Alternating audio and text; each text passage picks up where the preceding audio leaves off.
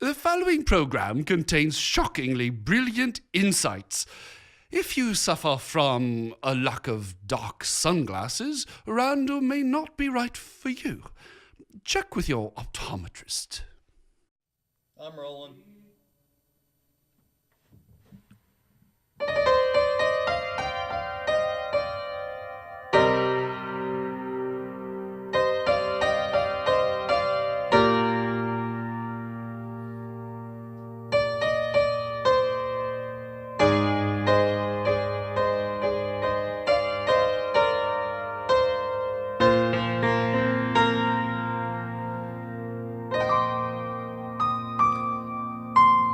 President Obama became the first president in American history to speak at a Planned Parenthood conference. We're going to play portions of that speech along with some comments from a Planned Parenthood employee who is defending the killing of babies after they survive an abortion attempt.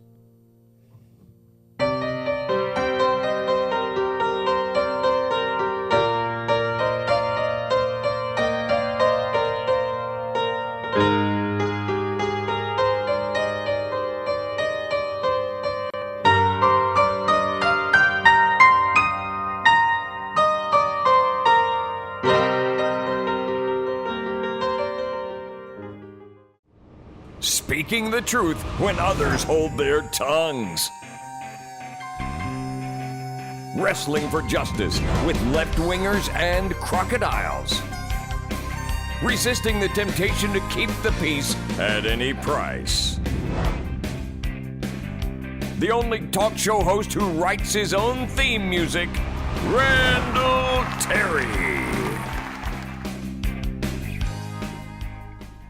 Would you like to take a sneak peek into hell?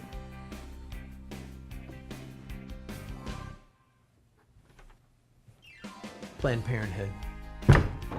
We're going to talk about Obama's speech. We're going to play clips for you. We're going to show you how this treachery continues, and we'll hear from an eloquent spokesperson for Planned Parenthood defending the unthinkable. I'll be right back. First, a word of wisdom, maybe the only light point in the whole program. So if you need a laugh, here's your chance. Give it to him, doctor. Make us laugh.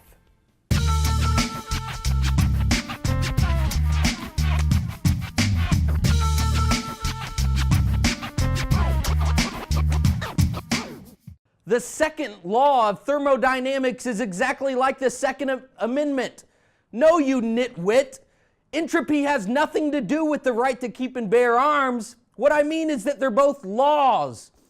The right to defend yourself is a natural law, and entropy is a universal law. Think.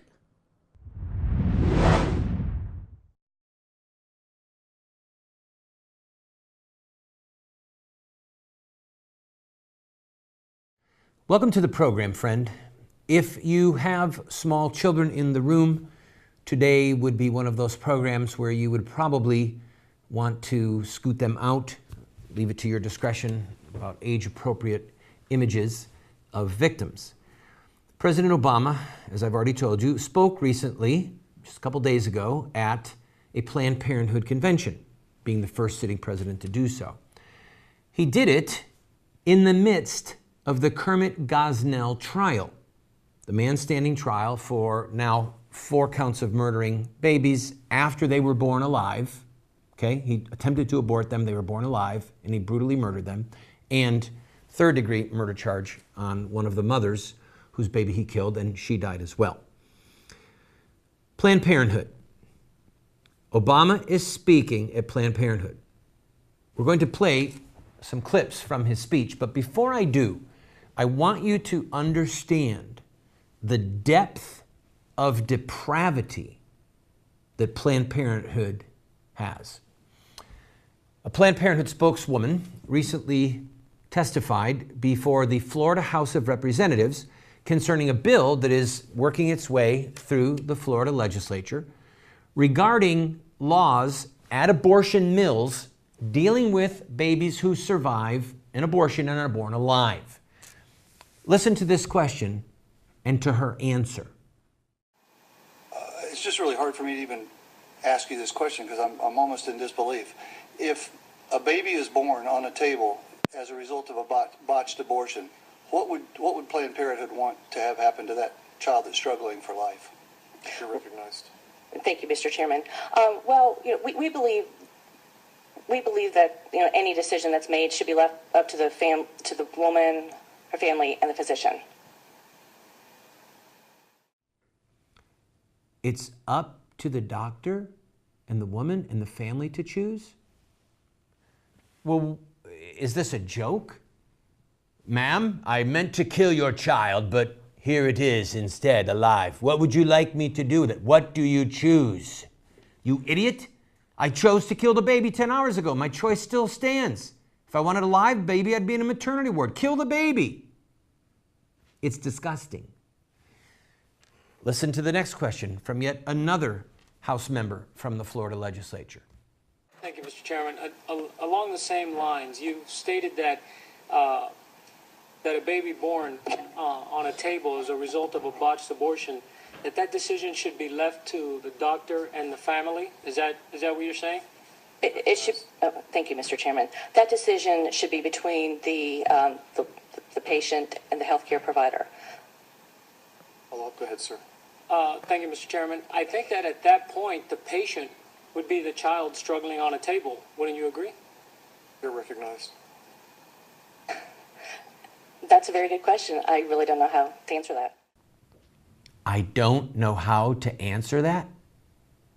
Do you understand that she is defending the murder of a baby who is born alive? She can't even bring herself to say that this child now deserves the title of a patient. And now this final question. What objection could you possibly have to obligate a doctor to transport a child born alive to a hospital where it seems to me they would be most likely to be able to survive? You're recognized. Thank you, Mr. Chairman. What about this, and I'm just speaking out loud here, what about those situations where it's in a rural healthcare setting, the hospital is 45 minutes, an hour away, that's the closest trauma center, emergency room. There's just some logistical issues involved that we've got some concerns about. Logistics? An ambulance? We're worried about calling an ambulance? What you have to understand, please hear me. Abortion is murder. Now, here's where, if you've got small children in the room, I suggest that you scoot them out. Kermit Gosnell is on trial for his life. He's facing the death sentence for this very thing. For this very thing. A baby is aborted and then survives. These two babies that you're seeing right now are two of the hundreds of babies that Gosnell murdered after he attempted to murder them by abortion.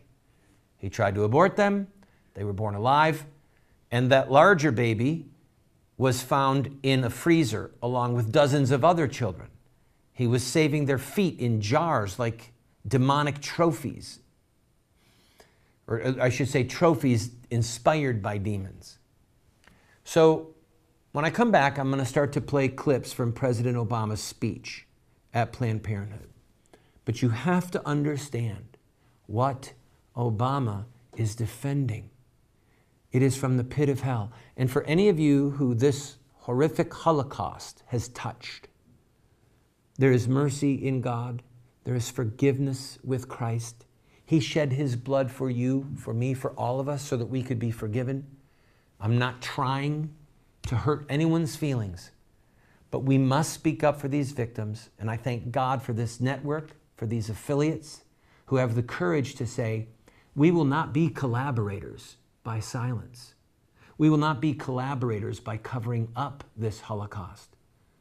We will not be like the Nazi propaganda machine that hid what was happening in Auschwitz and Dachau and the other concentration camps. We will show the truth and let the American people render a verdict that abortion is murder. And Obama is the premier child killer in the Western Hemisphere. I'm going to take a break, and then when we come back, we'll play clips from his speech. Don't go away.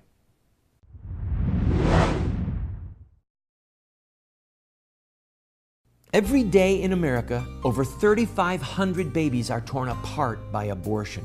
Shouldn't all babies, like this living, unborn child, have the right to life? Baby killing will only end when Americans see the truth of what abortion does to innocent children. You can help end this Holocaust by showing the truth of abortion in your area with a Face the Truth tour. Go to facethetruthamerica.com to set up a Face the Truth tour in your area. The babies and their mothers will be eternally grateful.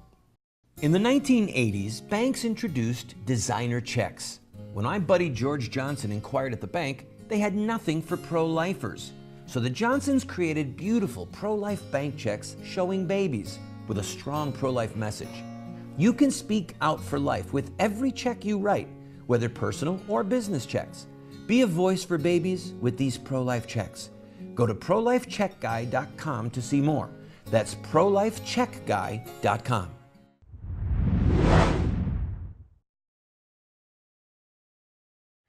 Welcome back to the program. Before I play a couple of Obama clips from his Planned Parenthood speech, I'd like to set the stage for you and encourage you to remember that Obama and Biden and the others, they could never have accomplished what they are doing without the treachery of Republican leaders who say they're pro-life. In the introductory speech to Obama that Cecil Richards gave, she's the president of Planned Parenthood, she made this comment: listen and learn. Speaker John Boehner made an emergency trip to the Oval Office to tell the president what he needed to get this budget through Congress. And what was his demand? Was to defund Planned Parenthood and cut millions of women off of life-saving preventive health care. And without missing a beat, in the Oval Office, President Obama responded, nope, zero. And Speaker Boehner tried again, and the president told him, John, it's not going to happen. And that's what it means to have a president who stands with women. She's dead on. She's dead on. That is exactly what happened. Obama and Boehner. Boehner, who had promised to defund Planned Parenthood. Obama and Boehner face to face in a room, and it's not Obama who blinks, it's Boehner.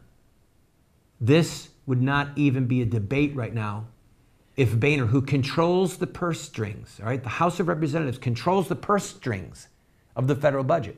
If Boehner had been the one who said, then fine, we're not going forward because we're done using American taxpayers' money to murder babies.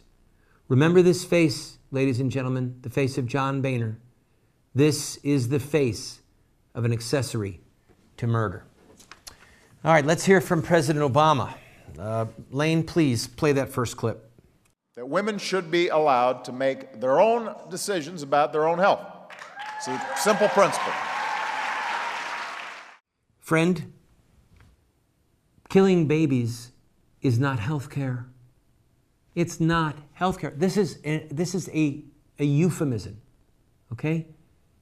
It's empty rhetoric designed to hide the horrific truth. Like Nazis saying, we're dealing with the Jewish question. Or slaveholders saying, we're talking about our personal chattel property. Okay? It's rhetoric designed to hide the truth. This is why it is so critical that you and I repeatedly say child killing and murder. All right, next clip, please. Somewhere there's a young woman starting a career who, because of you, is able to decide for herself when she wants to start a family. So why do women want to kill their babies? There's a lot of pressure on them. Many of them, a lot of pressure. It's still wrong. And here's Obama saying, well, of course a woman wants to kill her child because she gets a better job. So she's using the blood of her own child as the mortar for the bricks of the life that she is building. And it's not worth it because of the guilt, of the trauma, of the horror that will stay with her for the rest of her life. Play the next clip, please. So when politicians try to turn Planned Parenthood into a punching bag, they're not just talking about you, they're talking about the millions of women who you serve. Planned Parenthood deserves to be punched, okay? They deserve to rot on the ash heap of history. Now, I will agree with Obama on one point, and that is that the religious right, national right to life, the Republican machinery often uses Planned Parenthood in their rhetoric for fundraising purposes, for votes, to get volunteers. They don't have any real intention of crushing Planned Parenthood underfoot, of sending them back to hell where they came from, at least their vision. And Margaret Sanger, the founder, she was a demon-possessed whore, okay? And I mean that with biblical precision, where the Bible talks about whores and whoredoms and harlots. She was that. They are not just a punching bag. They should be much more. They should be public enemy number one. And we have to have the courage to say so, no matter what. I've got to take a break. When we come back, more of Obama's sound bites from his demonic speech to Planned Parenthood. And I'm telling you right now, the end of that speech will make the hair stand up on the back of your neck if you love God. Don't go away.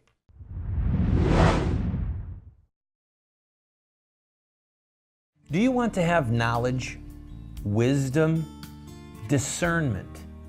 If so, you have to read good books on theology, history, books that look at the lives of great men and women. So to help you to become a more effective Christian, a better witness for truth, somebody who can engage in productive conversation that exhorts and edifies those that you speak with, we're going to do something crazy. We're offering you these 7 books for a gift of any size. You just pay for the shipping and handling, and then give whatever gift that you can, and we will send them to you. But just to make it a little bit more crazy, I will send you a second copy of my 3 books, autographed.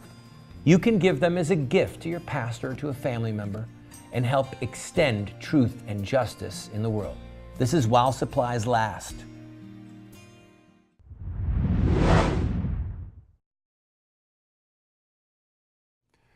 Welcome back, friend. We are creating a record for future historians. The day will come when child killing will be made illegal again, just like slavery was made illegal. And then historians, philosophers, theologians, students in classrooms all over the country are going to have to face the horror of what we did as a nation by allowing the brutal murder of over 55 million babies to this point. And we're going to have to face the fact that we elected a man who is promoting the brutal murder of unborn babies. A man whose ethics on so many levels are demon-inspired, demon-possessed. They're evil. By speaking at Planned Parenthood, he endorses what they do. Planned Parenthood kills more babies every year than any other source in America.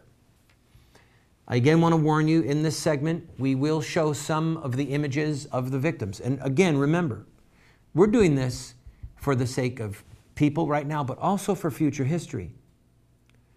And when historians find these tapes someday, they will thank God that this network existed, that these affiliates who had the courage to show these images existed. At least we are not a part of the collaborators. We're not accessories to murder by hiding this horrible Holocaust.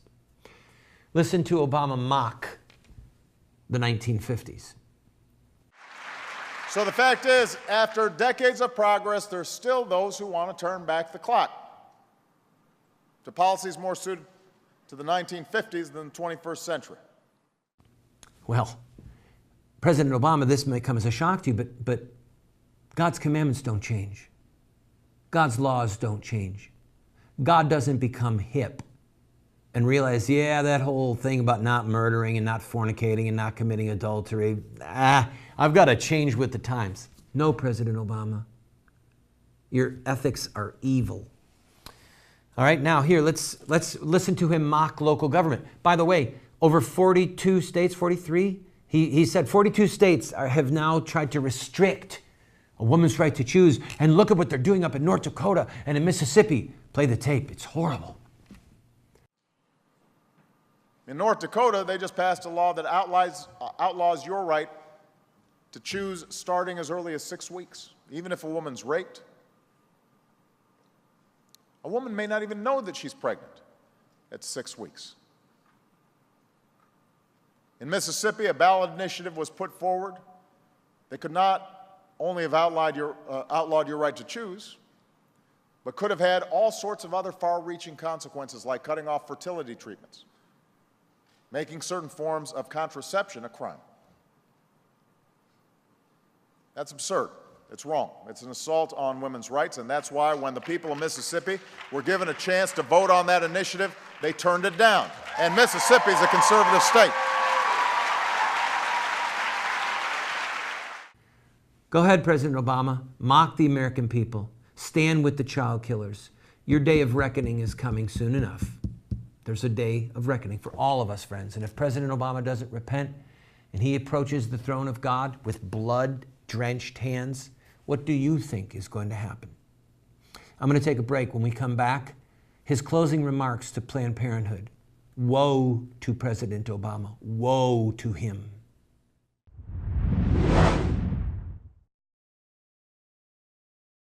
Do you want to get America out of the hands of wicked and unjust men and women who are destroying the republic before our eyes, and put leadership back into the hands of righteous men and women so that we don't die as a nation?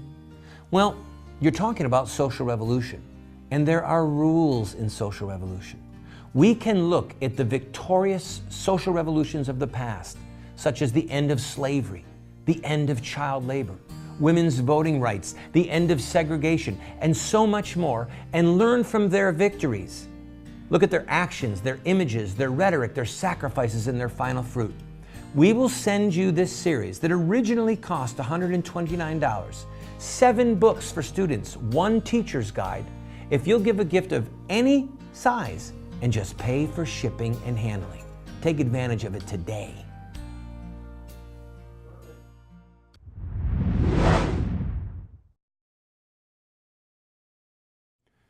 The prophet Isaiah said, "Woe to those who put darkness for light and light for darkness. Woe to those who call good evil and evil good. Woe to those who put bitter for sweet." Woe to you, President Obama. Listen to his speech, his closing remarks, friends, and pray for his soul, and pray that this country wakes up before it's too late. As long as we've got to fight to make sure women have access to quality, affordable health care, and as long as we've got to fight to protect a woman's right to make her own choices about her own health, I want you to know that you've also got a president who's going to be right there with you, fighting every step of the way. Thank you, Planned Parenthood. God bless you. God bless America. Thank you.